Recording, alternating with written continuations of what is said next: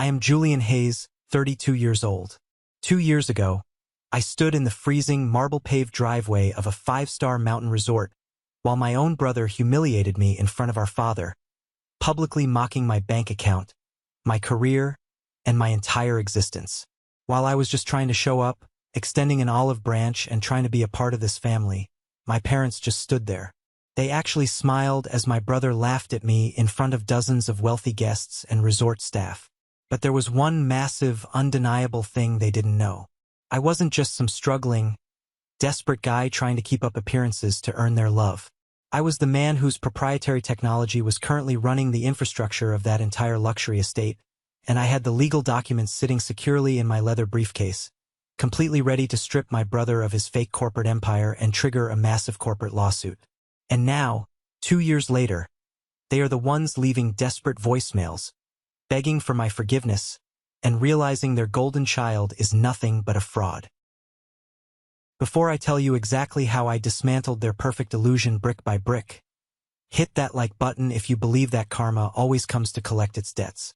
And don't forget to let me know where you are watching from in the comments below. I read every single one of them. Now, let's go back to the moment the tables finally permanently turned. You know what the worst part about toxic family members is? They know exactly where to insert the knife because they are the ones who studied your anatomy. They know your insecurities because they installed them. The air up in the mountains that Friday afternoon was crisp and incredibly sharp, the kind of cold that immediately bites at your cheeks the second you step out of the vehicle. I pulled my fully restored vintage Porsche 911 up to the grand, sweeping entrance of the Silver Pines Resort. The architecture of the place was breathtaking. It was a sprawling masterpiece of heavy, dark timber and massive, floor-to-ceiling glass panels that reflected the stunning snow-capped peaks surrounding the valley. It was the exact kind of high-end real estate my family loved to be seen in. The kind of place that screamed generational wealth, exclusive memberships, and hidden bank accounts. My father, Arthur Hayes, had rented out a massive, exclusive wing of the resort for what he pretentiously called the Hayes Family Legacy Retreat.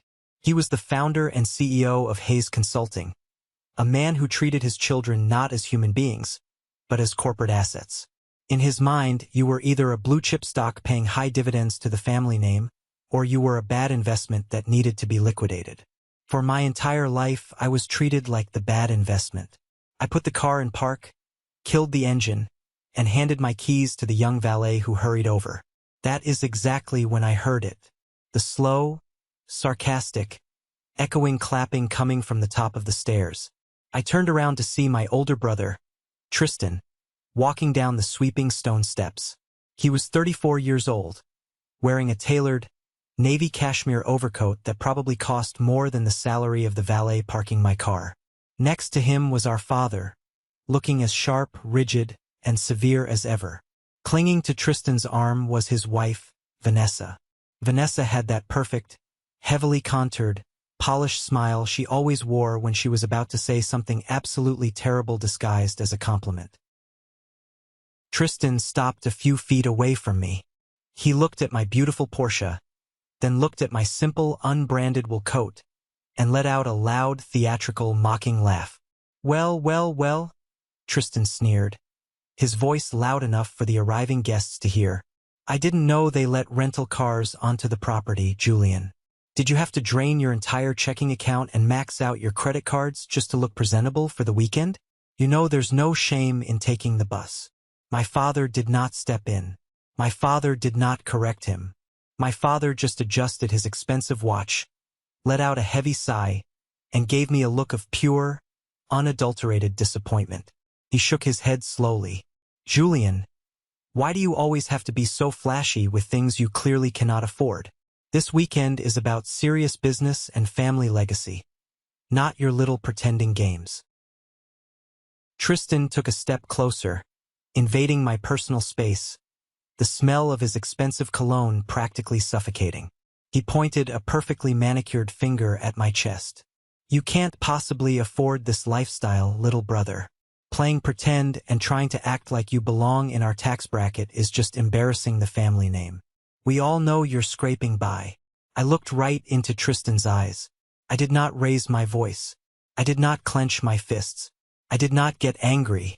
I just stood there, letting the cold wind whip around us, staring at a man who was entirely built of hollow arrogance.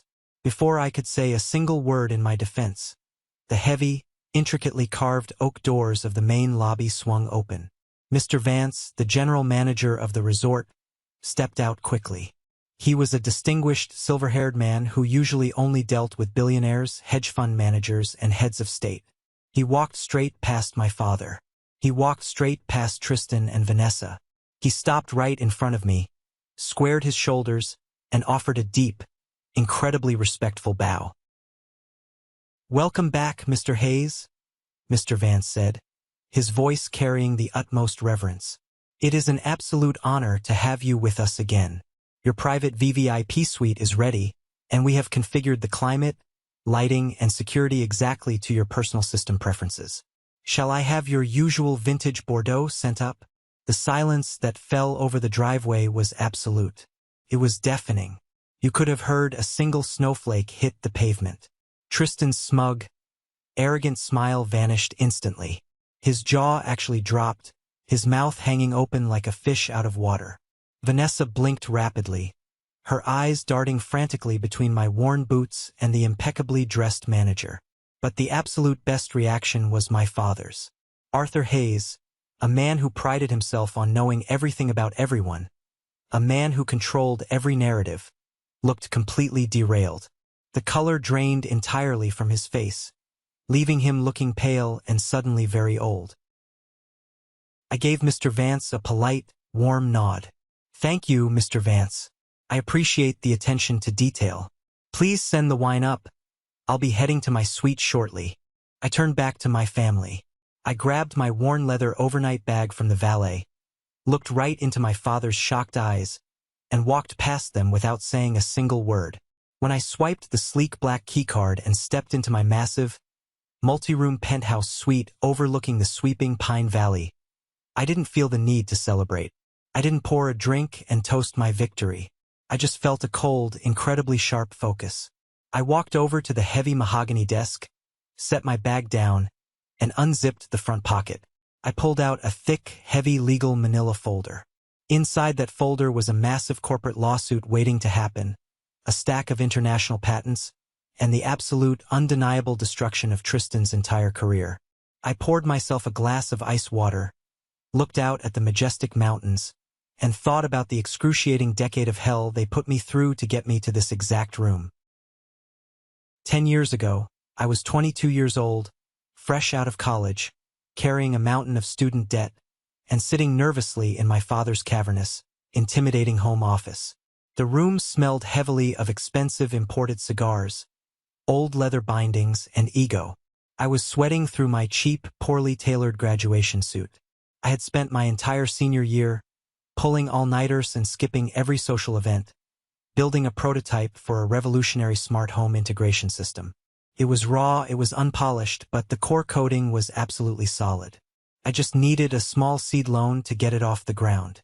A tiny fraction of the money my father had happily handed over to Tristan for a failed, pretentious restaurant venture 2 years prior. A venture that went bankrupt and had lawyers fighting over unpaid vendor bills for months. I laid the detailed schematics out on his massive mahogany desk. I eagerly explained the vision. I told him how automated, AI-driven infrastructure was the undeniable future of commercial real estate development. Arthur barely even looked at the papers.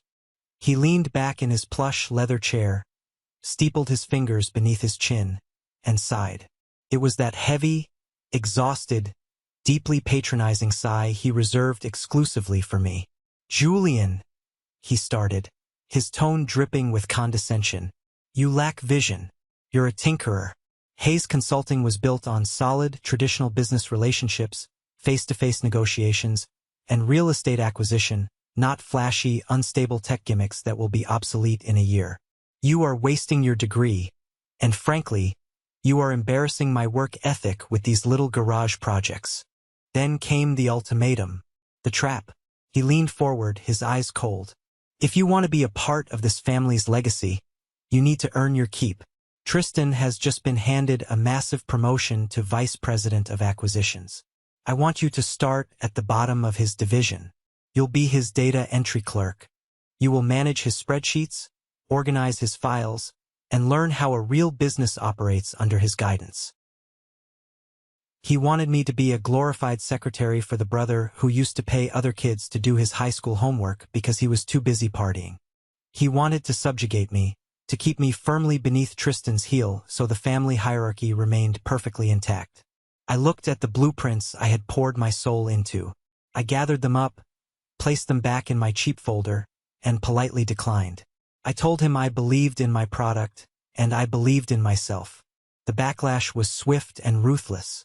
That very weekend, my mother, Eleanor, invited me to her exclusive country club for brunch. I was naive enough to think she was going to support me, maybe slip me a check or offer some maternal encouragement. I was a fool. Over a plate of overpriced eggs Benedict, she reached across the pristine white tablecloth and patted my hand. She used her soft, melodic, upper-crust society voice to deliver the most venomous, soul-crushing words I had ever heard. "Julian, darling," she cooed, her eyes devoid of any warmth. "You need to stop this pathetic competition with Tristan. It's embarrassing for all of us. Tristan is the face of the family. He has the charisma, the looks, the pedigree. He is meant to lead. Your presence, well, your little rebellions are just a distraction. You need to learn to accept your place in the background. We spent so much on your college fund, sacrificing our own comfort, and this is how you repay us? By refusing to support your own blood."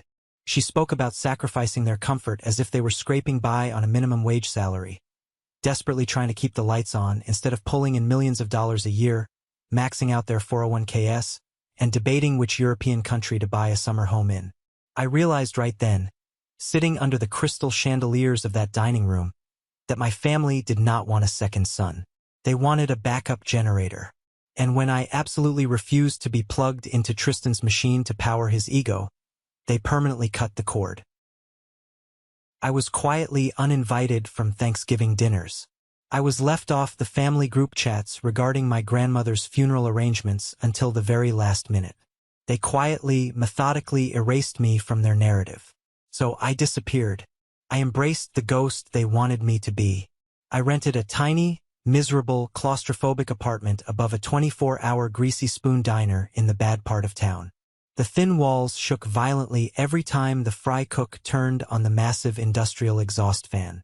The place smelled constantly like stale grease, burnt coffee, and desperation. But the rent was cheap, and it gave me a physical space to set up my servers. For the next 5 grueling years, I worked 100-hour weeks. I took exhausting freelance coding jobs, building boring back-end systems for local dentists and mechanics just to pay the rent and keep the electricity on. I dumped every single spare penny into my company. It was brutal, bone-crushing work. There were nights I slept on the hard, splintered wooden floor because my spine was too shot to climb into my mattress on the floor. During that dark period, I brought on a guy from my college days named Greg. Greg was a brilliant front-end developer, a guy who could make any interface look beautiful, but he had absolutely zero patience or loyalty. He wanted quick, easy cash. He wanted to sell our half-finished, unpatented software to the first venture capital buyer who offered us pennies on the dollar. I wanted to build an empire. I wanted to secure airtight patents. When I flatly refused to sell out early, Greg exploded. He packed up his monitors, called me a delusional, arrogant loser, and walked out the door. He promised me I would die broke and alone in that diner apartment. Meanwhile, as I was eating ramen noodles and writing code at 3 a.m., I had to watch Tristan's incredibly fake life unfold on social media. My mother posted endless, curated photos of Tristan and Vanessa on chartered yachts, smiling at charity galas, and standing smugly in front of private jets they didn't own. Tristan was perfectly playing the role of the visionary CEO, fueled entirely by Arthur's money, connections, and aggressive lawyers. They were building a massive legacy made entirely of wet paper. I was building one made of reinforced steel. By my late 20s, I finally finalized my core patent. I had successfully developed an adaptive AI system that could flawlessly regulate energy, security, and climate control for massive commercial buildings, cutting a corporation's overhead utility costs by an astonishing 30%. I didn't waste time chasing local clout or begging for my father's approval. I took my tech straight to Europe. I secured my first major multimillion-dollar contract in Zurich. Then Berlin. Then Geneva. The money started flowing in. Not just a comfortable salary, but real, staggering, generational wealth. I hired a brilliant, ruthless lead engineer named Elena, built a highly secure corporate headquarters downtown, and kept my name entirely out of the press. I operated strictly under a holding company. I wanted my work, my product, to speak for itself, unattached to the poisoned Hayes name. Then, the heavy cardstock invitation arrived in the mail. The Hayes family legacy retreat. My mother had included a passive-aggressive handwritten note on the back, stating she hoped I could afford to take a few days off from my little computer hobbies to celebrate my brother's achievements. I knew exactly what this retreat was. It was a corporate coronation. Arthur was getting ready to step down and officially, legally hand the entire kingdom, the inheritance, the real estate portfolio over to Tristan. I looked at the invitation. I looked at the massive legal team working diligently outside my soundproof glass office. I decided it was finally time to go home and attend the coronation. The private dining room at the resort that evening was nothing short of spectacular. Massive crystal chandeliers hung low over a sprawling, polished mahogany table. Waiters in crisp white gloves silently poured vintage French wine. Sitting at the table were the core family members. My parents, Tristan, and Vanessa. But there were also two very important guests present to witness the weekend's events. One was my Aunt Clara, Arthur's younger sister. Clara was a sharp, fiercely independent woman and the only person in the entire family who saw completely through Tristan's glossy nonsense. Whenever I was around, she always gave me a warm, knowing smile that told me she understood my silence. The other guest was Mr. Sterling, the senior board member and majority stakeholder of Hayes Consulting. He was an old-school, ruthless, incredibly wealthy businessman who held incredible sway over the company's financial future. Towards the end of the main course, Arthur tapped his silver knife against his crystal wine glass to command the room's attention. He stood up, chest puffed out, radiating arrogant pride. He gave a long, winding, self-indulgent speech about the future of commercial real estate, the changing tides of the global market, and the importance of strong bloodlines. Then he raised his glass high toward Tristan. Arthur proudly, loudly announced that Tristan had just single-handedly secured the biggest consulting contract in the 30-year history of the company. A 5-year comprehensive systems overhaul for the massive Apex Corporation. My father called Tristan a true visionary. He said the family legacy, the entire inheritance, was secure in his highly capable hands. Everyone at the table clapped enthusiastically. Vanessa beamed, resting her manicured hand on Tristan's arm, playing the perfect, adoring corporate wife. Tristan soaked the applause in like a sponge, his ego expanding to fill the room. Then, because Tristan could never just win gracefully because he always had to make absolutely sure I was losing, he set his sights on me. Tristan leaned forward, lazily swirling his expensive wine. He looked down the length of the table at me and, with a smirk, asked how my little light bulb fixing business was doing. He loudly told the table that I was a classic tinkerer, a guy always playing with wires in the dark, never quite grasping the big picture of real business. He offered, in a tone dripping with fake, sickening pity, to maybe throw me a tiny subcontractor gig on the Apex deal if I needed to pay off some credit cards or catch up on my rent. I slowly set my fork down. The silver clinked sharply against the fine bone china. I looked at Tristan, letting his words hang in the air, then shifted my gaze over to Mr. Sterling, who was watching the exchange with narrowed, calculating eyes. I calmly, clearly stated that taking a 5-year contract with Apex Corporation was absolute financial suicide. The table went dead silent. The jovial atmosphere evaporated instantly. Arthur's face flushed a deep, angry red.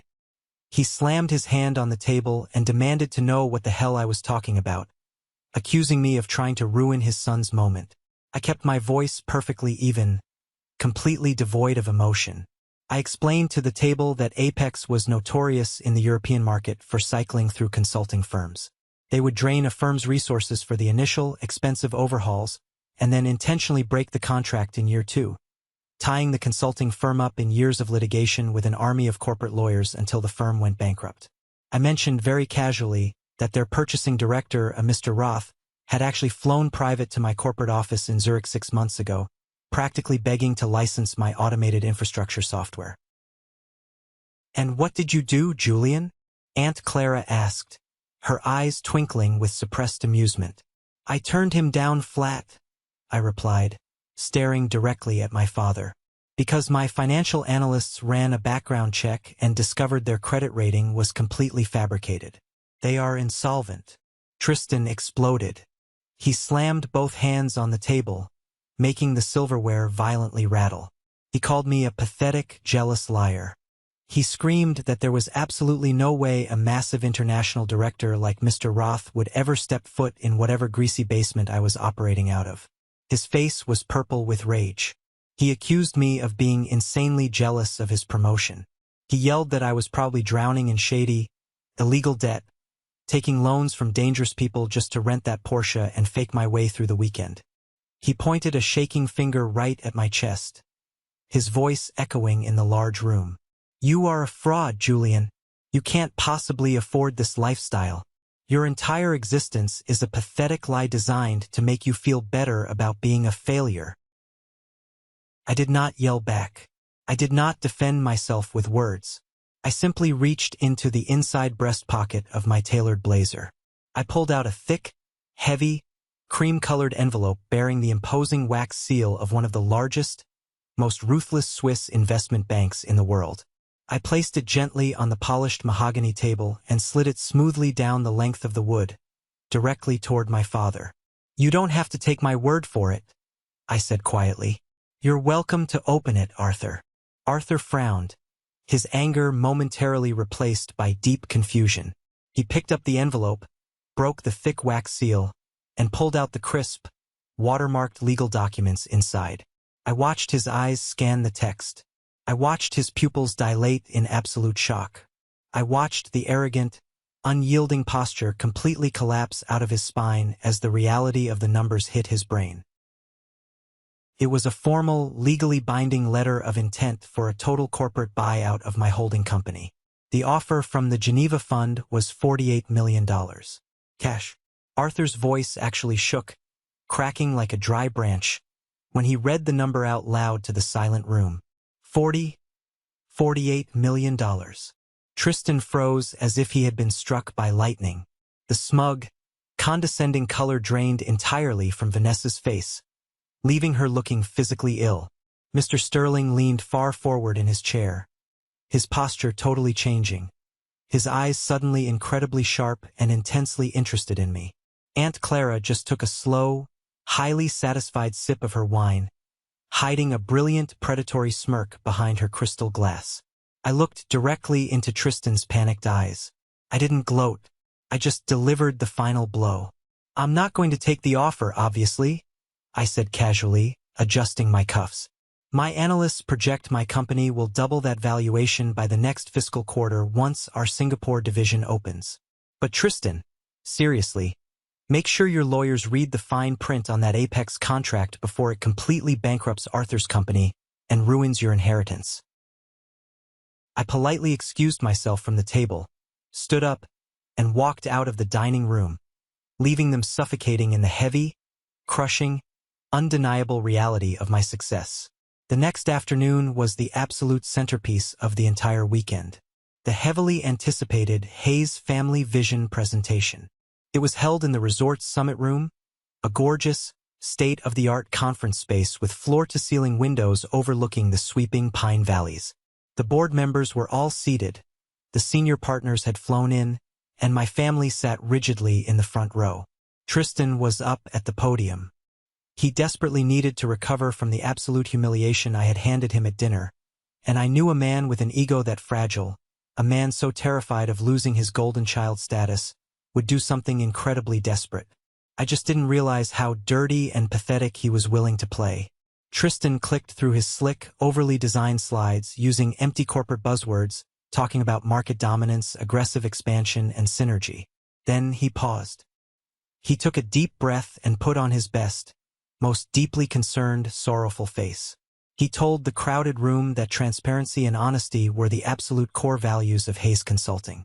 He said it broke his heart as a brother to do this, but he needed to protect the board from being manipulated by false information and fabricated wealth. He clicked the remote. A massive screenshot appeared on the main projector. It was a website, but it wasn't my current, highly secure corporate domain. It was the horrible, clunky, embarrassing landing page Greg and I had built 7 years ago when we were starving and working out of that greasy diner apartment. It had a terrible, pixelated logo, broken HTML links, and a list of basic IT services that looked like a neighborhood teenager's handyman flyer. Tristan sighed heavily into the microphone, acting like a martyr. He told the room that this pathetic website was the reality of my so-called tech empire. He told the board that I was clearly suffering from severe delusions of grandeur, perhaps a mental breakdown, and that the Swiss bank document at dinner must have been a highly illegal forgery I bought online. He painted me as a mentally unstable fraud who needed urgent psychiatric help, not a seat at the adult table. In the front row, Vanessa actually pulled a tissue from her designer purse and dabbed at her dry eyes, playing the role of the deeply heartbroken, concerned sister-in-law to perfection. It was a brutal, highly calculated public assassination of my character. It was designed to completely discredit me before I could ever challenge his authority again. But Tristan made one fatal, arrogant mistake. He relied on Greg, a bitter ex-partner who hadn't spoken to me in 7 years, for his intel. I didn't yell. I didn't throw a fit. I simply stood up from my chair in the back row. The room tensed. Mr. Sterling turned his chair entirely around to watch me, his eyes calculating. I walked straight down the center aisle, my footsteps echoing in the quiet room, right up to the podium. Tristan tried to block me with his body, his face flushed, but I didn't even look at him. I reached out, pulled the HDMI cable out of his laptop, and plugged it directly into my own encrypted tablet. I looked at the senior partners. My brother is absolutely right about one thing, I said, my voice projecting clearly across the room. Transparency is paramount. I tapped my screen. The projector flashed brilliantly. Up came my actual live corporate dashboard. Real-time metrics from servers across 3 continents. I pulled up the certified, heavily stamped audit reports from the International Bank. I pulled up the active, multimillion-dollar licensing agreements with 3 of the largest commercial real estate developers in Europe. And finally, I displayed the official government-issued patent registry for the AI infrastructure software, with my name and my holding company stamped across the top. I turned to face the completely stunned audience. I explained that the website Tristan just showed them was a defunct domain from 7 years ago, sold to him by a bitter ex-partner for a few $1,000s. I looked at Tristan, who was now sweating profusely through his custom-tailored shirt, his hands shaking. Real businessmen, I said, my voice cold as ice, do not need to dig through the trash to prove their worth, and they certainly don't lie to their board of directors. The room was completely quiet. The senior partners were furiously taking notes. Tristan looked like he wanted the floor to open up and swallow him whole. Vanessa's fake tears vanished instantly. Arthur sat frozen, staring at the undeniable proof of his monumental misjudgment. I walked back to my seat, calmly packed my tablet into my leather bag, and left the conference room without looking back. Later that evening, back in the quiet sanctuary of my suite, my encrypted phone buzzed. It was Elena, my lead engineer back at headquarters. She had been running a deep, aggressive trace on a series of anonymous, highly defamatory emails that had been sent to my European partners over the last 2 weeks, trying to falsely accuse me of intellectual property theft and tank my reputation. Elena's voice was sharp. She told me she had cracked the routing. The metadata and the IP address were a direct, undeniable match. The sabotage emails didn't come from a corporate competitor. They came directly from Tristan and Vanessa's private home network. Vanessa had been meticulously crafting the lies, and Tristan had been sending them. It was a federal offense. It was actionable corporate sabotage. I thanked Elena, told her to package the evidence for our legal team, and hung up. I stared out the window into the dark, freezing mountain night. The betrayal was so incredibly deep it almost felt cold. My own brother was trying to destroy my livelihood. Then my phone rang again. It was an unknown number. I hesitated, then answered it. It was Liam, Tristan's personal assistant. His voice was shaking violently, whispering into the receiver. He told me he was hiding in the resort's catering kitchen. He said he couldn't keep the secret anymore because he knew Tristan's arrogance was going to destroy the entire company and cost hundreds of people their jobs. Liam told me exactly what Tristan was planning to present at the massive, highly publicized shareholder banquet in 3 months. The grand reveal of Tristan's new, revolutionary product that was supposed to secure his position as CEO. When Liam told me what the product was, the blood completely froze in my veins. Tristan hadn't just tried to ruin my reputation. He hadn't just lied to the board. He had stolen from me. He had stolen my original blueprints. And he was about to present my own patented technology to the world as his own invention. I told Liam to secure all internal files, keep his head down, and wait for my signal. I ended the call. The storm wasn't over. It was just gathering its true strength, and I was going to be the one to bring the lightning. For 3 long, agonizingly slow months following the mountain retreat, I did absolutely nothing. I did not call my father to demand an apology. I did not retaliate publicly against Tristan's pathetic, desperate smear campaign. I simply sat in my highly secure downtown corporate office, surrounded by my brilliant engineering team, and I watched the clock tick down. Patience is the ultimate, undeniable weapon of the self-made man. People who inherit their power, people exactly like my older brother, have absolutely no concept of patience because they have never actually had to wait for anything in their entire privileged lives. They want the massive executive promotion immediately. They want the staggering 6-figure salary bump without ever putting in the grueling hours. They want to secure the multi-million-dollar family inheritance before the funeral even happens. I knew with absolute certainty that Tristan's blind arrogance would be his own executioner. I just needed to be disciplined enough to hand him the rope and watch him tie the knot.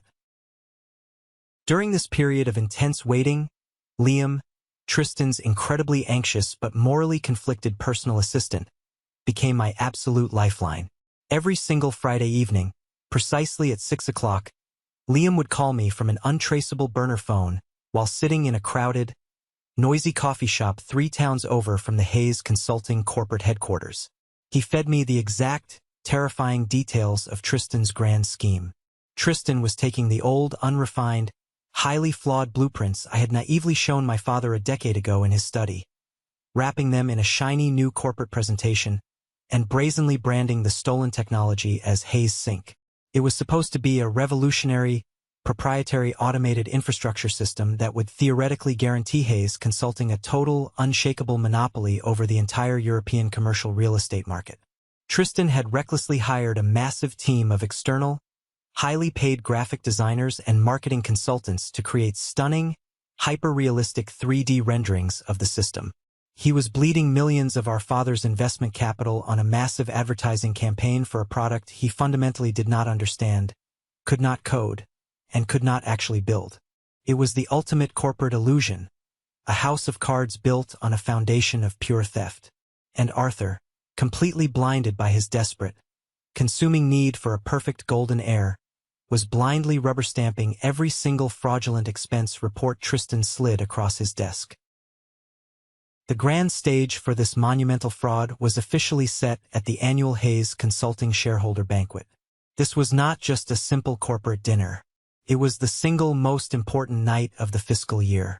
It was the critical night where massive financial decisions were made, where ruthless board members heavily scrutinized the company's trajectory, and where tens of millions of dollars in investment capital hung delicately in the balance. It was being held at the Grand Ballroom of the Plaza Hotel, a venue so incredibly exclusive and expensive it took 2 full years just to get on their waiting list. I obviously did not receive a formal invitation. I did not need one. I owned the company that handled the plaza's entire back-end security protocol. When the highly anticipated night of the banquet finally arrived, the city was freezing, hammered by a bitter, relentless winter storm that coated the streets in black ice. I wore a tailored midnight charcoal suit, sharp, incredibly expensive, but completely understated. I did not want to look like a man seeking attention. I wanted to look like an executioner. I carried a heavy, reinforced steel briefcase. Inside that incredibly secure briefcase was the physical, fully functional prototype of the exact technology Tristan was about to claim as his own, along with a thick stack of legally binding, government-stamped patent documents proving my absolute ownership. I walked into the lavish plaza lobby, blending perfectly with the massive sea of wealthy investors, anxious stakeholders, and sharp corporate lawyers. The grand ballroom was a staggering spectacle of excessive, unearned wealth. Massive, glittering crystal chandeliers bathed the enormous room in a warm, golden, flattering glow. Waiters in immaculate white tuxedos glided silently between the tables, carrying heavy silver trays of expensive champagne and imported caviar. I stood quietly near the back of the room, partially obscured by a massive, towering floral arrangement, and simply watched my family operate in their natural habitat. My mother, Eleanor, was wearing an absolutely stunning, custom-designed gown, practically holding court near the front row of VIP tables. She looked incredibly proud, beaming with a sickeningly sweet smile, accepting premature congratulations from other wealthy corporate wives, as if she had personally engineered the revolutionary technology herself. Arthur was aggressively working the room like a seasoned, desperate politician, shaking hands firmly, patting powerful board members on the back, and directing everyone's attention toward the massive, brightly lit stage at the front of the room. He was glowing with validation. This was his lifelong dream realized. His chosen son, the golden child he had groomed for decades, was about to cement the family legacy forever. Then the main lights dimmed. A sudden, expectant hush fell over the massive crowd of 300 people. Epic, cinematic, incredibly dramatic music began to play over the state-of-the-art sound system. A brilliant, blinding white spotlight hit the exact center of the stage. Tristan walked out. He was dressed flawlessly in a custom tuxedo, exuding a practiced, completely manufactured confidence that hid the absolute void of talent underneath. He held a sleek, wireless presentation clicker in his right hand. Vanessa sat perfectly postured in the front row, clapping louder and harder than anyone else in the building. A look of fierce, unadulterated, greedy triumph plastered on her heavily made-up face. She was already mentally spending the money. Tristan took a deep, theatrical breath, looking out over the vast sea of wealthy investors. He began his presentation. He spoke beautifully. I will always give him that one singular credit. He knew exactly how to perform for an audience. He talked passionately about the rapidly evolving landscape of global real estate, the urgent, pressing need for sustainable commercial infrastructure, and the heavy responsibility of Hayes Consulting to boldly lead the industry into the 21st century. For 30 incredible years, my father built this magnificent company on unwavering trust, strong relationships, and incredibly solid foundations. Tristan projected to the crowd, his voice echoing perfectly through the silent room. But the foundation of tomorrow requires bold innovation. It requires a system that actively thinks, rapidly adapts, and fiercely protects our massive investments. Tonight, I am incredibly proud and deeply humbled to finally unveil a highly classified project I have been personally developing in absolute secrecy for the last 4 years. A project that will completely redefine our entire industry. He raised his hand dramatically and clicked the wireless remote. The massive, high-definition screen behind him ignited with brilliant color. A flawless, incredibly detailed 3D rendering of a central processing hub appeared, rotating slowly to show every angle. Massive, bold, glowing letters flashed across the massive screen. Hayes Sync. The crowd let out a collective, highly impressed gasp of admiration. Arthur nodded solemnly in the front row. His chest puffed out so far the buttons on his tuxedo looked strained. Mr. Sterling, sitting quietly at the center head table, leaned forward, clearly intrigued by the stunning visual spectacle. Tristan confidently began to break down the highly complex technical specifications. He smoothly described the adaptive climate control protocols, the automated, unbreakable security grids, and the revolutionary energy efficiency algorithms. I stood in the back of the room, my blood running ice cold. He was literally reading the exact, specific bullet points from the blueprint I had poured my blood, sweat, and endless tears into a decade ago in that miserable, roach-infested diner apartment. He was brazenly stealing my entire life's work, my countless sleepless nights, and the undeniable genius of my engineering team, and he was serving it up to the world as his own brilliant vision. He confidently promised the eager board of directors that the physical prototype was already in the final stages of manufacturing, and that they would begin exclusive, highly lucrative installations within the next 2 financial quarters. The applause that followed was absolutely thunderous. It was an immediate standing ovation. Powerful people were eagerly getting to their feet, clapping wildly for a man who could not even write a basic line of HTML code if his life depended on it. I watched Vanessa stand up eagerly, cheering wildly for the husband who was about to secure her a massive, multi-generational inheritance.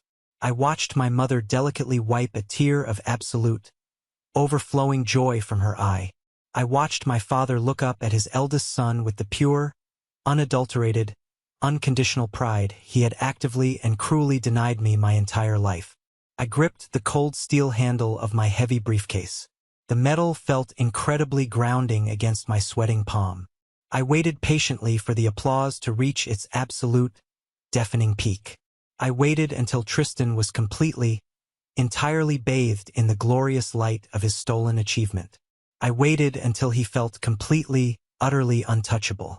Then, I stepped out from behind the floral arrangement and started walking down the center aisle. The grand, cavernous ballroom was still actively echoing with enthusiastic, ringing applause when I stepped confidently out from the deep shadows at the back of the room and began my slow, incredibly deliberate walk down the long, heavily carpeted center aisle. I did not rush my steps. I did not run like a madman. I walked with the heavy, undeniable, terrifying weight of a man who possessed the absolute, destructive truth.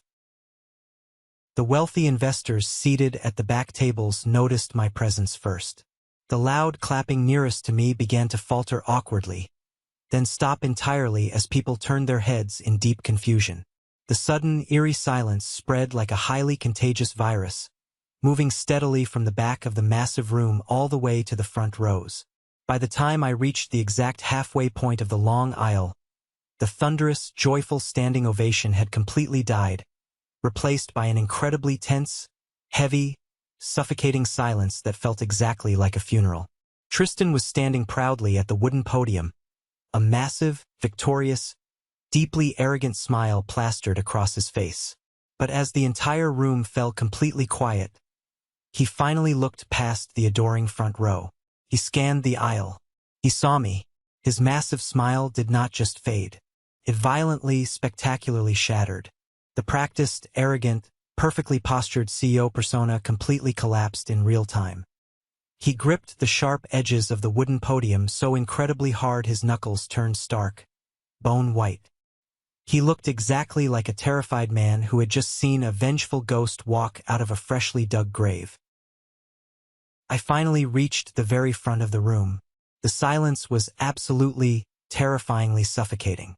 300 pairs of highly influential eyes were locked directly on me, waiting for the impending disaster. I looked directly at Arthur, who had half risen from his expensive seat, his aging face twisting rapidly into a horrible mask of sudden panic and furious outrage. I looked at Vanessa, whose clapping hands had dropped limply to her sides, her jaw hanging entirely slack in disbelief.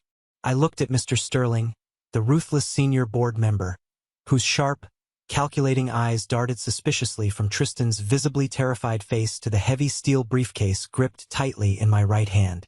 I did not ask for a microphone.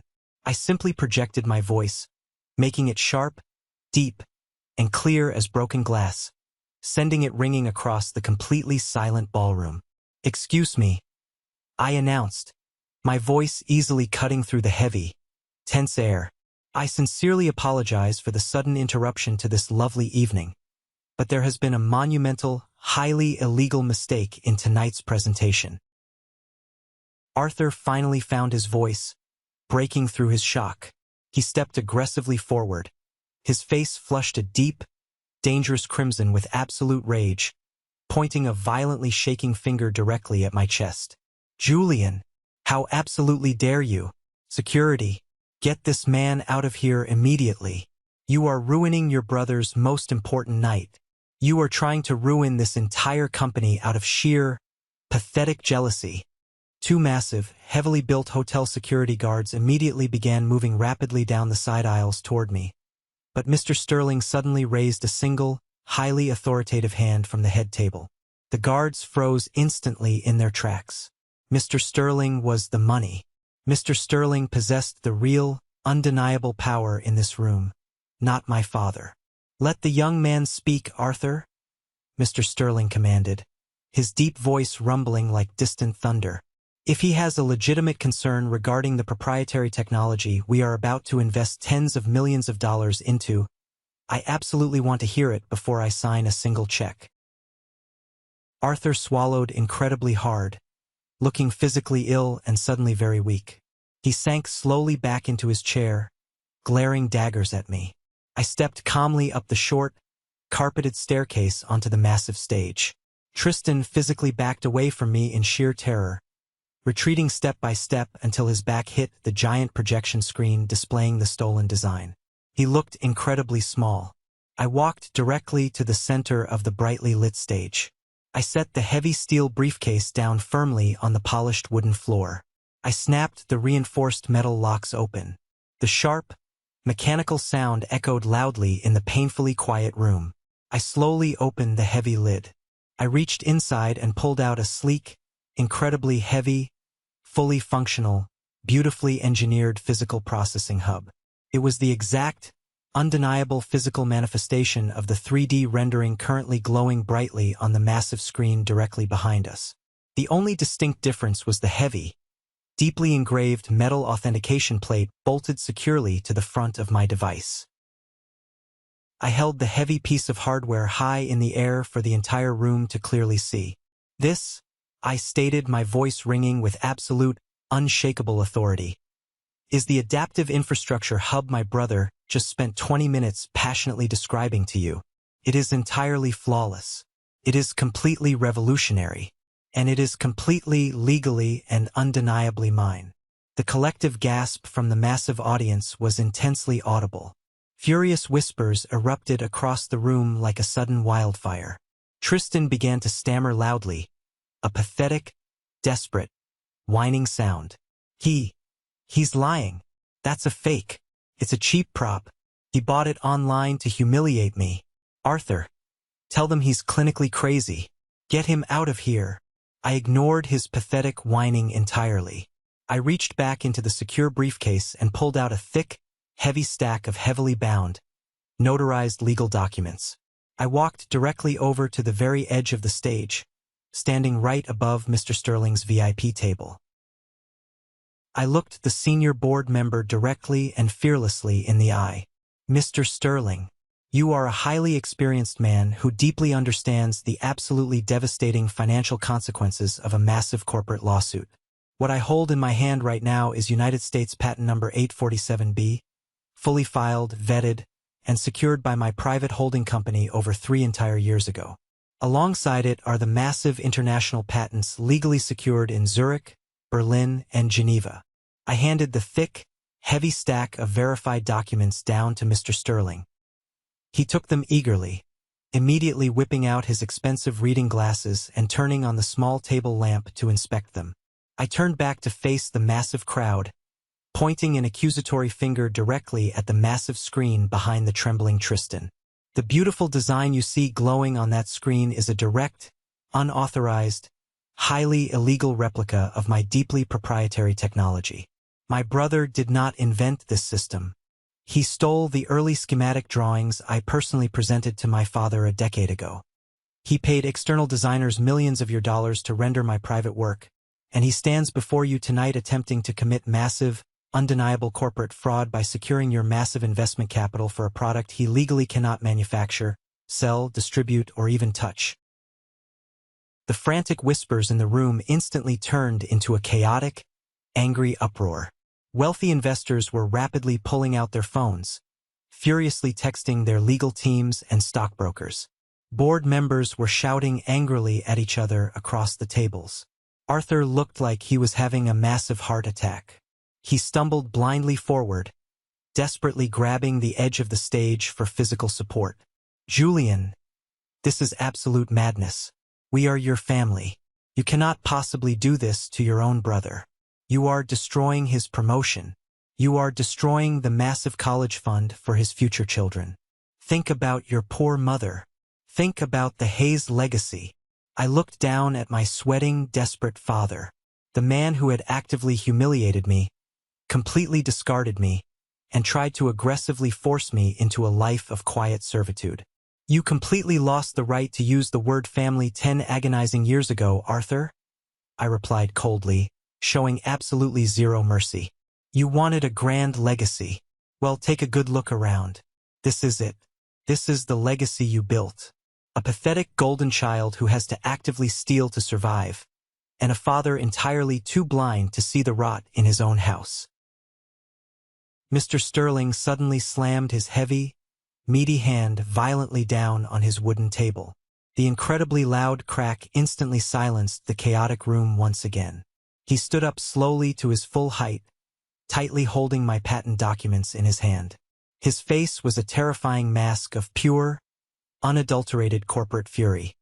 He looked directly at Tristan, who was now trembling visibly, practically crying against the massive screen. The patent numbers on these legal documents matched the serial codes engraved on the physical prototype perfectly, Mr. Sterling announced, his deep voice echoing with absolute, terrifying finality. He slowly turned his furious, terrifying gaze to Arthur. "Arthur, your golden son has just aggressively exposed this entire firm to a multimillion-dollar intellectual property lawsuit that will bankrupt us all. He blatantly lied to the board. He lied to the shareholders." Tristan desperately tried to speak, hot tears of pure panic welling in his wide eyes. "Mr. Sterling, sir, please, I can explain everything. It was just a simple misunderstanding of the licensing protocols." "Shut your damn mouth, boy," Mr. Sterling roared, his voice shaking the crystal chandeliers, shutting Tristan down instantly. The senior board member turned his attention to the rest of the shocked room. "This fraudulent presentation is over. The board of directors will immediately convene an emergency session in the penthouse suite." The grand, perfect illusion was completely, permanently shattered. The great, untouchable Hayes legacy had just burned entirely to the ground in front of 300 highly influential witnesses. I calmly picked up my physical prototype, securely locked my steel briefcase, and walked off the stage. I had completely won. The immediate, chaotic aftermath of the ruined banquet was a scene of absolute, spectacular corporate carnage. The grand ballroom emptied in record time as wealthy, terrified investors fled the room like rats from a sinking ship, absolutely terrified of being legally associated with a massive, highly public intellectual property scandal. The only people left in the massive, echoing space were the confused hotel cleanup crew and my shattered family, who were currently huddled together in the private VIP holding room located directly behind the main stage. I did not immediately leave the building. I walked calmly into that holding room, setting my heavy steel briefcase loudly on the expensive glass coffee table. Tristan was sitting completely collapsed on a plush velvet sofa, his head buried deep in his hands, completely hyperventilating, struggling to pull air into his lungs. Vanessa was pacing the carpeted floor like a caged, terrified animal, her face totally pale, frantically dialing her personal lawyer on her cell phone. The absolute reality of losing her incredible, luxurious lifestyle, her guaranteed massive inheritance, and her elite social status was hitting her system like a speeding freight train. Eleanor was weeping loudly and openly, desperately dabbing her ruined makeup with a soaked silk handkerchief. Arthur stood silently by the large window, staring blankly out at the freezing, unforgiving city. He looked at least 20 years older than he had an hour ago. The arrogant, untouchable titan of industry was completely gone, rapidly replaced by a broken, terrified, pathetic old man currently facing the absolute destruction of his life's work. Eleanor saw me enter and immediately rushed toward me, aggressively grabbing the lapels of my expensive coat. Her hot, messy tears actively stained my expensive wool. "Julian, please, I am begging you," she pleaded, her voice cracking horribly, completely discarding her carefully cultivated upper-crust persona. "Please, you have to withdraw those patent documents. You have to go upstairs and tell Mr. Sterling it was just a huge mistake, a joint family venture gone wrong. If you file this massive lawsuit, Tristan will go to a federal prison. He'll lose absolutely everything. You are brothers. You share the exact same blood. You cannot destroy him." I gently, but incredibly firmly, removed her shaking hands from my coat. I stepped back deliberately, creating a massive physical boundary between us. Sharing blood does not magically give you a free, unlimited pass to commit federal fraud, Mother, I stated calmly, my voice totally level. And it certainly doesn't excuse a full decade of relentless psychological abuse. Tristan made his own choice the very moment he decided to steal my life's work to feed his pathetic, insatiable ego. Vanessa aggressively stopped pacing and turned violently on me, her eyes flashing with desperate, toxic venom. "You planned this entire thing. You waited until the absolute biggest night of his entire life to completely ruin him in public. You're an absolute monster, Julian."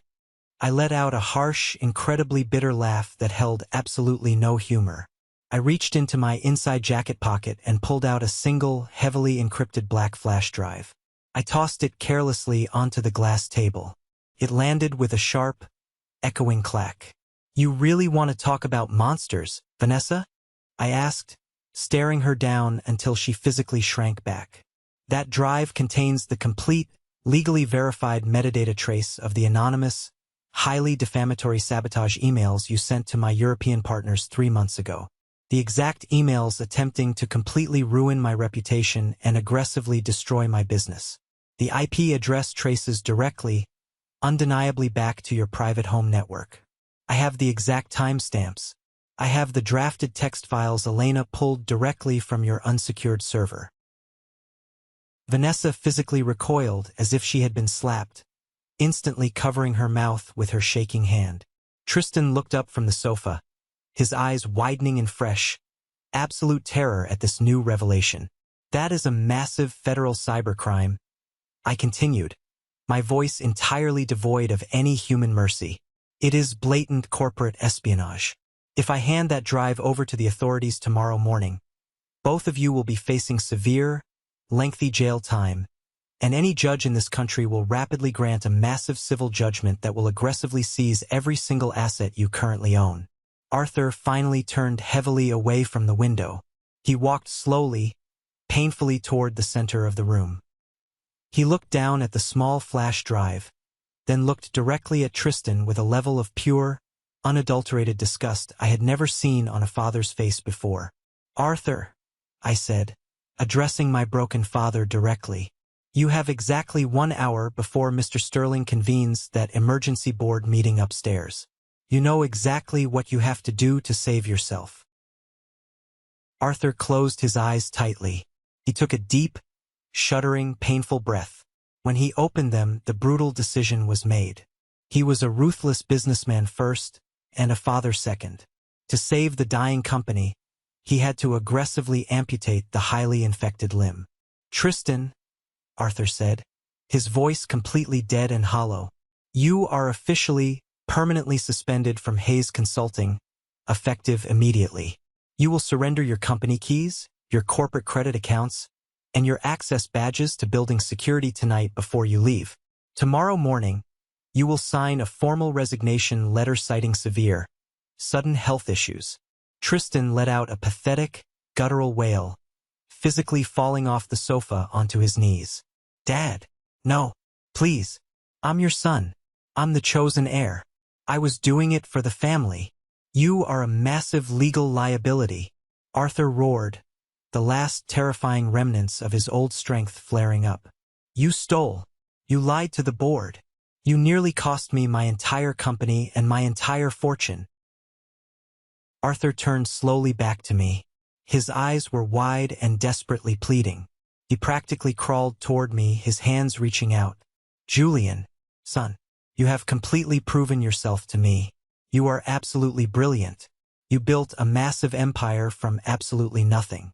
Let's merge the companies. Bring your incredible technology into Hayes Consulting. We will rebrand everything. You will be the sole, undisputed CEO. The entire legacy will be yours to control. Just please, I am begging you, drop the lawsuit. It was the exact, specific offer I had desperately dreamed of hearing when I was 22 years old. It was the ultimate, final validation. The kingdom was finally mine for the taking. I looked at my desperate father. I searched my soul, and I felt absolutely nothing. No lingering anger, no triumphant joy, just an overwhelming sense of profound, quiet peace. No, Arthur, I said quietly, firmly. Arthur looked completely stunned, as if I had shot him. What? Why? It's everything you ever wanted from me. I picked up my steel briefcase. I looked deeply at my weeping mother, my utterly ruined brother on his knees, and my broken, pathetic father. Because 10 years ago, your grand legacy had absolutely no room for me, I said, my voice perfectly steady and confident. And looking closely at what your legacy has actually become, I have absolutely no room for it in my life. Have your lawyers contact my legal team regarding a massive financial settlement for the IP theft. Do not ever attempt to call me again. I turned my back on my toxic family forever. I walked out of the VIP holding room, strode through the completely empty, incredibly silent grand ballroom, and walked out into the freezing winter night. I calmly handed my ticket to the valet, got comfortably into my warm Porsche, and drove far away from the smoking wreckage of their lives without checking the rearview mirror a single time. One full, incredibly peaceful year has passed since the explosive night the Hayes legacy completely imploded in that grand ballroom. When you finally find the immense courage to cut the highly toxic, cancerous tissue entirely out of your life, the speed at which you begin to heal is truly miraculous. The universe has an incredibly satisfying, almost poetic way of balancing the scales of justice, and the absolute, undeniable reality of their miserable new lives is something they are forced to wake up and face every single morning. Tristan did not go to federal prison.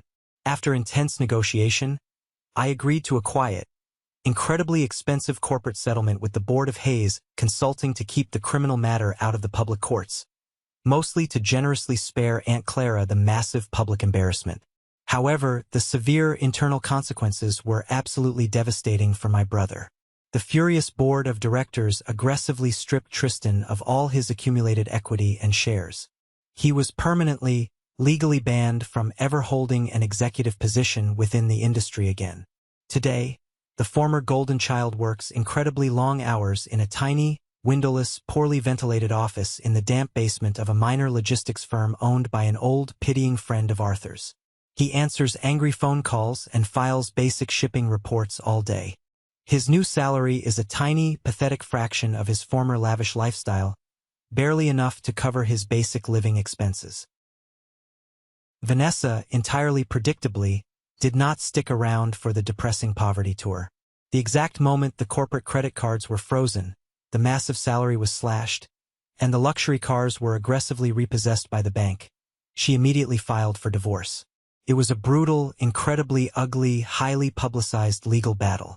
Because Tristan had foolishly signed a poorly drafted, legally weak prenuptial agreement years ago, Vanessa's highly aggressive divorce lawyer managed to secure nearly half of his remaining personal assets in the final settlement. There were no children involved in the marriage, thank God, so there was no messy, traumatizing custody battle over kids, but she essentially left him entirely financially ruined and completely alone in a cheap apartment. As for the infamous, highly touted Apex Corporation contract that Tristan had so proudly championed at that disastrous dinner, exactly as my analysts and I had predicted, Apex aggressively broke the contract early in the second year, outright refusing to pay out the final tens of millions of dollars. They falsely cited incomplete deliverables and poor management. Mr. Roth, the arrogant purchasing director who had previously begged for my superior technology, was unceremoniously fired amidst a massive internal auditing scandal. Hayes Consulting took a massive, catastrophic financial hit from the fallout, forcing Arthur into an early, highly stressful, and deeply disgraced retirement. His once proud real estate empire is now a fraction of its former glory. My life, on the other hand, rapidly expanded into territories I never even dreamed were possible when I was sleeping on that hard diner floor. My holding company officially, highly successfully launched the AI infrastructure technology across all of Europe and rapidly expanded into the highly lucrative Asian markets. We recently opened a massive, state-of-the-art new headquarters in downtown Tokyo. The immense wealth I have generated is completely secure, totally independent, and heavily guarded by my own dedicated legal team. But vastly more importantly than the money in the bank, I finally found absolute, profound peace of mind. Late one night, about 6 months ago, my private, unlisted phone rang. It was Arthur. I debated simply ignoring it, but curiosity won, and I answered. The line was quiet for a very long time. I could clearly hear his heavy, tired, labored breathing through the speaker. "I saw the massive article in the Wall Street Journal," Arthur finally said, his voice incredibly raspy and frail, sounding completely defeated, "about the massive Singapore expansion." "Yes," I replied simply, offering absolutely nothing else to the conversation. "You built something truly incredible, Julian," he whispered. It sounded like forcing the words out physically hurt his throat. "You did well. You did very, very well." He didn't explicitly apologize for the abuse. He didn't ask for my forgiveness. He just offered the absolute final validation I had spent my entire youth desperately starving for. I waited quietly for the old, familiar feelings to rush in. The desperate, pathetic need for his fatherly approval. The intense desire to scream at him for all the lost, painful years. But absolutely nothing came. The emotional well was completely, entirely dry. "Thank you, Arthur," I said calmly, feeling absolutely nothing but closure. "Goodbye." I hung up the phone and permanently blocked the number from my device. I realized with absolute clarity in that exact moment that his validation meant absolutely nothing to me anymore. I didn't need him to tell me I was successful. I had the massive patents, the thriving company, and the deep self-respect to continually prove it to myself every single day. Last week, Aunt Clara came to visit my stunning new penthouse office. She brought a beautiful bottle of incredible vintage wine and a small, elegantly framed photograph. It was a picture of me, taken when I was exactly 10 years old, covered in engine grease, holding a broken toaster I had successfully taken apart and put back together. It was the only surviving picture from my entire childhood where I was actually smiling a genuine, truly happy smile. Clara poured us both a generous glass of wine. She looked around my beautiful, expansive office, then looked deeply at me with immense, genuine pride. "You know, Julian," she said softly, holding her glass, "the absolute hardest lesson anyone can ever learn in this life is that sometimes the family you are accidentally born into is just a biological accident. True family, the people who actually, truly matter, are the ones who respect your boundaries, celebrate your unique mind, and love you fiercely when you have absolutely nothing to offer them but yourself." She was entirely, undeniably right. I had spent so incredibly long trying desperately to fit into a rigid mold that was actively crushing my spirit. I falsely thought that enduring the constant disrespect was just the mandatory price of admission for their conditional love.